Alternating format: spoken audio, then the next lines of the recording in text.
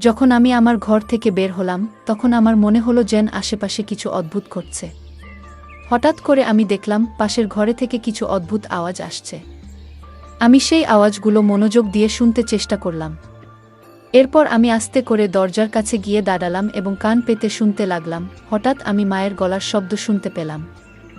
আমার মনে হলো এখানে কিছু একটা ঠিক নেই। আমি ভাবলাম ভেতরে ঠিক কি হচ্ছে সেটা দেখা দরকার। কিন্তু সমস্যা হলো ঘরের দরজা ভেতর থেকে বন্ধ ছিল এবং ঘরে কোনো জানালাও ছিল না। তখন আমার মাথায় একটি বুদ্ধি এলো। আমি আস্তে করে এক চোখ বন্ধ করলাম এবং তালার চাবির ছিদ্র দিয়ে ভেতরে দেখার চেষ্টা করলাম। আমি যা দেখলাম তা আমাকে স্তম্ভিত করে দিল। আমি লক্ষ্য করলাম মা এবং চাচা একসাথে এমন কিছু করছেন যা আমার ধারণার বাইরে ছিল। তারা খুব কাছাকাছি বসেছিলেন, যেন কোনো গোপনীয় বিষয় আলোচনা করছেন। মায়ের চোখে অদ্ভুত এক মায়া আর চাচার মুখে একরকম দুষ্টু হাসি ছিল। এই দৃশ্য দেখে আমার হৃদয় ভারী হয়ে উঠল। আমি ভেতরে ভেতরে অস্বস্তি অনুভব করছিলাম। মায়ের এই রূপ আমি আগে কখনো দেখিনি। আমার মনে হতে লাগলো এরকম কিছু তো আমি কখনো ভাবিনি। কিন্তু কেন জানি না, আমার মনে তখন এক অদ্ভুত অনুভূতি হচ্ছিল। ভেতরে যেন একটা অস্বস্তি কাজ করছিল। এরপর আমার মাথায় এক নতুন চিন্তা এলো। চাচার প্রতি মায়ের আচরণ আমাকে গভীরভাবে নাড়া দিয়েছিল। আমিও তো একদিন চাচার সাথে কিছুটা সময় কাটাতে পারি। এক অদ্ভুত উত্তেজনা আমার হৃদয় ছুঁয়ে গেল। নিজেকে প্রমাণ করার জন্য আমারও তো সুযোগ আসতে পারে। আমি ভেতরে ভেতরে ভাবতে লাগলাম কিভাবে এই কাজটা আমি করব। একদিকে ভয় আর অন্যদিকে অজানা ভাবনা। এই দ্বিধার মাঝে আমি ধীরে ধীরে নিজের পরিকল্পনা তৈরি করতে থাকলাম। গল্পের মজা উপভোগ করুন এবং শুনতে থাকুন আমাদের বাংলা অডিও স্টোরি চ্যানেল। বন্ধুরা, যদি এখনও আমাদের চ্যানেল সাবস্ক্রাইব না করে থাকেন তাহলে দয়া করে এখনই সাবস্ক্রাইব করে নিন। আজ আমি আপনাদের নিজের গল্প বলবো। আমার নাম রাগিনী। আমরা শহরে থাকি। আমাদের ছোট্ট পরিবারে আমি আর আমার মা একসাথে থাকি। তবে 2 বছর আগেও আমাদের পরিবারের অংশ ছিলেন আমার বাবা। একটি মর্মান্তিক গাড়ি দুর্ঘটনায় আমরা বাবাকে চিরদিনের জন্য হারাই। বাবার মৃত্যুর খবর শুনে তার খুব ঘনিষ্ঠ বন্ধু মনোজ চাচা আমাদের দেখতে আসেন। কিছুদিন আমাদের সঙ্গে থেকেও যান। তবে জরুরি কাজের কারণে তাকে ফিরে যেতে হয়। যাওয়ার আগে তিনি আমাদের প্রতিশ্রুতি দিয়েছিলেন যে তিনি সবসময় আমাদের পাশে থাকবেন। আমার বাবার মৃত্যুর পর মনোজ চাচাই ছিলেন একমাত্র ব্যক্তি যিনি আমাদের পরিবারের সঙ্গে গভীরভাবে জড়িয়েছিলেন। ছোটবেলা থেকেই তিনি আমাদের বাড়িতে আসতেন। বাবা মায়ের খুব কাছের বন্ধু ছিলেন। তার সঙ্গে আমাদের সম্পর্ক এতটাই গভীর ছিল যে তিনি শুধুমাত্র বাবার বন্ধু নন, আমাদের পরিবারের একজন সদস্য বলেই মনে হতো। আমি যখন ছোট ছিলাম তখন মনোজ চাচা প্রায়ই আমাদের বাড়িতে আসতেন এবং আমার জন্য চকলেট নিয়ে আসতেন। আমি খুশিতে তার গলায় ঝাঁপিয়ে পড়তাম এবং তার সঙ্গে খেলায় মেতে উঠতাম। তবে এখন আমি 19 বছর বয়সী, বড় হয়ে গেছি। আর সেই শৈশবের খেলা কৌতুক ধীরে ধীরে কমে গেছে। তবুও আজও যখন চাচার সঙ্গে দেখা হয় আমি তাকে আলিঙ্গন করি। বাবার মৃত্যুর পর থেকে মা খুবই একা হয়ে গেছেন। আমি জানি না তিনি আবার আগের মতো সুখী হতে পারবেন কিনা। তবে যখনই চাচা আমাদের বাড়িতে আসেন মায়ের মুখে এক আনন্দ ফুটে ওঠে। এটা দেখে আমার মনে হয় আমি মায়ের দুঃখ কখনো মেনে নিতে পারবো না। আমি সিদ্ধান্ত নিয়েছিলাম মাকে আর কখনো একা বা দুঃখী হতে দেব না। আমার মা এখন 40 বছর বয়সী, কিন্তু তাকে দেখলে 25 বছরের কোনো তরুণীর মতোই লাগে। যখনই আমরা মা মেয়ে একসঙ্গে বাজারে যাই সবাই এমনভাবে তাকায় যেন আমরা 2 বোন। মায়ের সৌন্দর্য আর স্মার্টনেস দেখে অনেকেই অবাক হয়ে যায়। একদিন আমি ভাবছিলাম মায়ের একাকিত্ব দূর করার জন্য এমন কাউকে দরকার যার সঙ্গে মা তার মনের সব কথা বলতে পারবেন। কিন্তু এমন মানুষ কে হতে পারে? আমি অনেক ভেবেও কিছু বুঝে উঠতে পারছিলাম না। ঠিক তখনই আমার মনে হলো কেন না মনোজ চাচার সঙ্গে কথা বলা যায়। আমি কোনো দ্বিধা না করে তাকে ফোন করলাম। প্রথমবার চাচা ফোন ধরেননি, হয়তো কাজের মধ্যে ব্যস্ত ছিলেন। কিন্তু আমি জানতাম তিনি আমাদের সবসময় গুরুত্ব দেন এবং মায়ের সুখের জন্য কিছু করতে পারবেন। আমার ফোন বেজে উঠল। আমি স্ক্রিনে দেখলাম মনোজ চাচার নাম ভেসে উঠছে। আমি খুব খুশি হলাম এবং দ্রুত কল রিসিভ করলাম। কল ধরতেই চাচা বললেন, সরি বেটা, একটু আগে একটা মিটিংয়ে ব্যস্ত ছিলাম তাই তোমার কল রিসিভ করতে পারিনি। আমি হাসতে হাসতে বললাম, কোনো সমস্যা নেই চাচা, আপনি ফোন করেছেন এতটুকুই যথেষ্ট।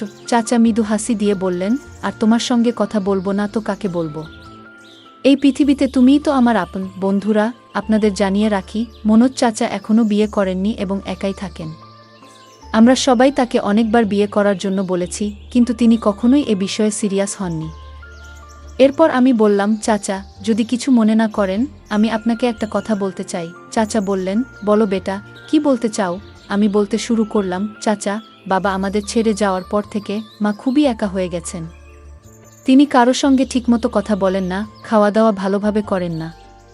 আপনি কি কিছুদিনের জন্য আমাদের সঙ্গে থাকতে পারেন? চাচা কিছুক্ষণ চুপ করে রইলেন।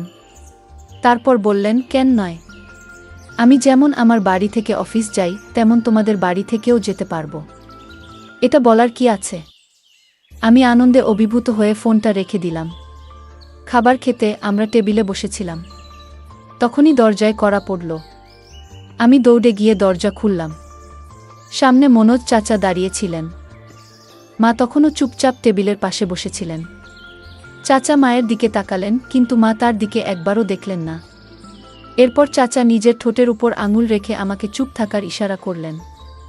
আমি তার ইশারা বুঝে চুপ হয়ে গেলাম। চাচা ধীরে ধীরে মায়ের পেছনে গিয়ে দাঁড়ালেন এবং তার 2 হাত দিয়ে মায়ের চোখ ঢেকে দিলেন। মা আস্তে আস্তে চোখ খোলার চেষ্টা করছিলেন। তাকে এইভাবে চেষ্টা করতে দেখে মনোজ চাচা হেসে বললেন, বলতো কে? আমাকে চিনতে পারো? মা মুহূর্তেই চাচার গলার স্বর চিনতে পারলেন এবং বললেন, মনোজদা।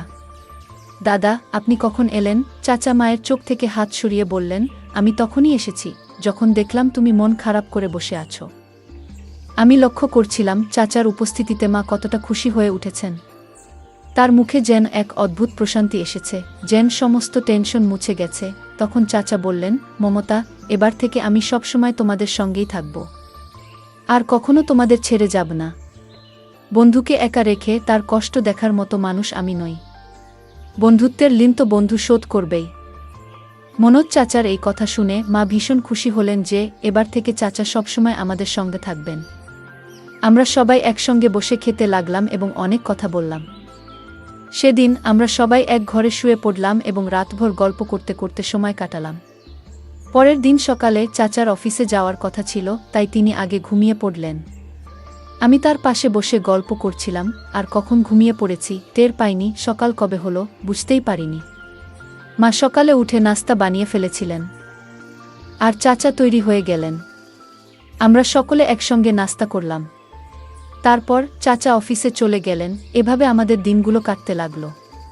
আমি চাচাকে বাবার মতোই মনে করতে শুরু করলাম। সত্যি বলতে তিনি আমার নিজের বাবার চেয়েও বেশি গুরুত্ব পেতে লাগলেন, কারণ তিনি আমাদের সঙ্গে ছিলেন, আমাদের খেয়াল রাখছিলেন। এক রাতে আমি আমার ঘরে শুয়েছিলাম। হঠাৎ খুব খারাপ একটি স্বপ্ন দেখলাম। সেই স্বপ্নে আমার বাবাও ছিলেন। আমি ভীষণ ভয় পেয়ে ঘুম থেকে উঠে পড়লাম। আমার কপাল দিয়ে ঘাম ঝরছিল, গলা শুকিয়ে যাচ্ছিল। তাই আমি পানি খেতে চাইলাম, কিন্তু দেখলাম আমার জগটা পুরো ফাঁকা। আমি ভাবলাম রান্নাঘর থেকে পানি নিয়ে আসি। জগটা হাতে নিয়ে ঘরের দরজা খুলে বাইরে বেরোলাম এবং রান্নাঘরের দিকে হাঁটা শুরু করলাম। রাতে আমি পানির জন্য রান্নাঘরে যাচ্ছিলাম। মায়ের ঘর আমার পাশেই ছিল এবং তারপরে মনোজ চাচার ঘর। যখন আমি চাচার ঘরের সামনে দিয়ে যাচ্ছিলাম, তখন একটা মৃদু শব্দ শুনতে পেলাম। প্রথমে ভেবেছিলাম হয়তো চাচা টিভি দেখছেন, তাই বেশি গুরুত্ব না দিয়ে আমি সামনে এগিয়ে গেলাম। কিছুক্ষণ পরে সেই শব্দগুলো আরও স্পষ্ট আর জোরে শোনা গেল। এবার আমার কৌতূহল জাগল। চাচার ঘরের সামনে এসে আমি দাঁড়িয়ে পড়লাম। ভালো করে শোনার চেষ্টা করতেই বুঝতে পারলাম মা যেন কিছু বলছেন। আমি ভাবলাম, এত রাতে মা আর চাচা এক ঘরে কি করছেন? তখনই আমার মাথায় একটা বুদ্ধি এলো। আমি দরজার তালার ছিদ্র দিয়ে ঘরের ভেতরটা দেখার চেষ্টা করলাম। এক চোখ বন্ধ করে তালার ফাঁক দিয়ে যখন ভেতরটা দেখলাম, তখন আমি অবাক হয়ে গেলাম। আমি ভেতরে যা দেখলাম তা আমাকে বিস্মিত করে দিল। মনে হচ্ছিল এমন কিছু আমি কখনো কল্পনাও করিনি, যা আমার নিজের জন্যই অস্বস্তিকর ছিল। আমি নিজেকে শান্ত করার চেষ্টা করছিলাম, কিন্তু কিছুক্ষণের মধ্যেই আমি অসচেতন হয়ে পড়লাম। পরে দেখলাম মা বিছানায় শুয়ে আছেন এবং মনোজ চাচার সঙ্গে কথা বলছেন। মা বললেন, মনোজদা, এবার থেকে আমাদের ছেড়ে কোথাও যেও না। চাচা মায়ের হাত ধরে বললেন, তোমার আর রাগিনীর খেয়াল রাখার দায়িত্ব এখন থেকে আমার। এই কথাগুলো শোনার পর আমি ধীরে ধীরে নিজের ঘরে ফিরে এলাম। রান্নাঘর থেকে পানি নিয়ে এসে শুয়ে পড়লাম, কিন্তু ঘুম আর এলো না। বারবার মনে সেই দৃশ্য ভেসে উঠছিল। যতই ঘুমানোর চেষ্টা করি কিছুতেই মন শান্ত হচ্ছিল না। ভোর হতে আর বেশি দেরি ছিল না। আমি উঠে গিয়ে বাথরুমে ফ্রেশ হলাম। তারপর গোলাপি রঙের একটি হালকা পোশাক পরে নিলাম। পোশাকটি স্বচ্ছ ছিল এবং আমাকে দেখতে বেশ সুন্দর লাগছিল। আমি যখন বাইরে এলাম দেখলাম মনোজ চাচা সোফায় বসে নাস্তা করছেন। ভেজা চুলে তোয়ালে পেঁচিয়ে আমি তার সামনে গিয়ে দাঁড়ালাম এবং মুখে বললাম, চাচা কেমন লাগছে আমাকে? মনোজ চাচা মুচকি হেসে বললেন, বাহ রাগিনী, আজ তো তোমাকে একেবারে অপূর্ব দেখাচ্ছে। আমি যখন মনোজ চাচার কথা শুনলাম তোমাকে আজ খুব সুন্দর লাগছে, তখন আমি খুব আনন্দিত হলাম। চাচার পাশে গিয়ে চুপচাপ বসে রইলাম। কিছুক্ষণ পরে চাচা অফিসের জন্য তৈরি হতে লাগলেন। আমি হঠাৎ উঠে গিয়ে চাচাকে আলিঙ্গন করলাম। মনে হলো যেন বহুদিনের জমে থাকা আবেগ আমার ভেতর থেকে বেরিয়ে আসছে। চাচার শরীরটা মুহূর্তের জন্য কেঁপে উঠল, আর তার মুখে এক অদ্ভুত অস্বস্তির ছাপ ফুটে উঠল। সেই ছাপটা যেন মনের গভীরে লুকানো কোনো দুঃখ কিংবা অপরাধবোধের প্রকাশ। আমার চোখ ভিজে উঠছিল, যেন আমার ভালোবাসা আর মনের কষ্ট তাকে জানিয়ে দিতে চাইছিলাম। কিন্তু এটা তো কেবল গল্পের শুরু। বন্ধুরা, যদি এই গল্পটি ভালো লেগে থাকে তাহলে দয়া করে ভিডিওটি লাইক করুন এবং আমাদের চ্যানেলটি সাবস্ক্রাইব করুন। পাশে থাকা বেল আইকনটি প্রেস করুন যাতে করে আমরা যখনই নতুন ভিডিও আপলোড করি তার নোটিফিকেশন সবার আগে আপনার কাছে পৌঁছে যায়। ধন্যবাদ। দেখা হবে আমাদের পরবর্তী ভিডিওতে।